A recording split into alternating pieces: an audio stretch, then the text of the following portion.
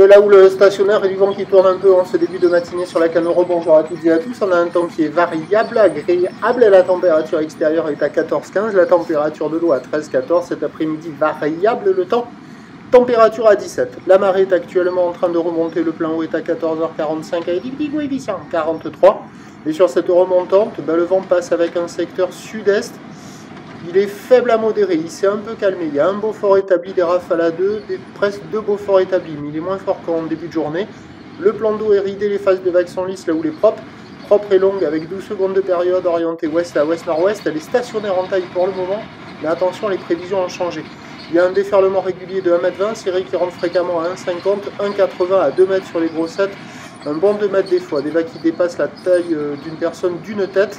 C'est plus consistant qu'hier, la barre est facile à franchir, les vagues sont réservées pour des surfeurs confirmés. Là, vous voyez un des meilleurs spots là. Et c'est pas calé, il y a des surfeurs experts et bodyboarders experts. Et ils ont du mal à rester sur le spot tellement il y a de courant. Des fois ça passe, des fois ça passe pas. Il y a quelques vagues au large aussi, ça surfe, hein, il y a une petite dizaine de personnes à l'eau. Mais bon, on arrive devant la mer, on check les conditions, on voit que c'est offshore, c'est propre. Et on se dit, bon, c'est où que je vais surfer, c'est où qu'il y a des vagues. C'est vraiment pas calé quoi. Hein.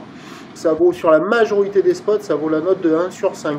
Et sur cette vague-là, c'est là où il y a des fois les gauches les plus favorables. Mais attention, le courant est terrible. Vous voyez au bord là, je ne sais pas si vous avez vu, au bord devant les mousses là, il se fait attraper par le courant. Il n'arrive même pas à remonter sur l'épaule. Donc il y en a plein qui repassent par la plage et qui font un tour de manège.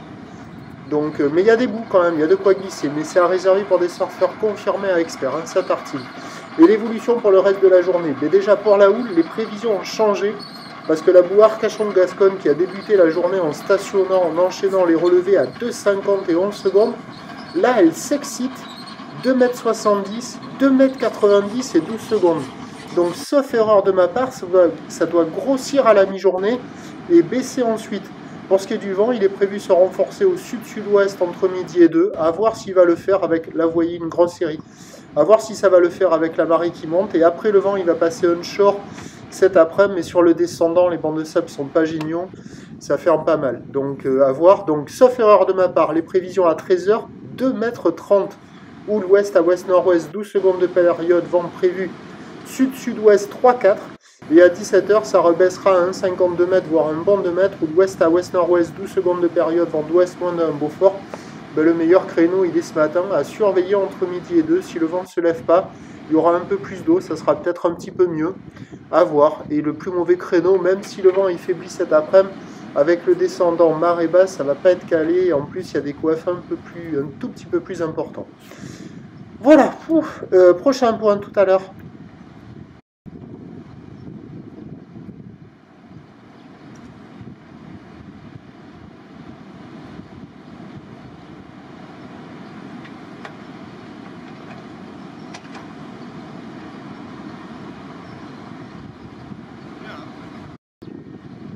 Ouais, mais bon. Tu vois, la vague, elle est rapide. Et ça, c'est un bon surfeur. Je sais pas qui c'est. Mais lui aussi, il a fait le tour tout à l'heure.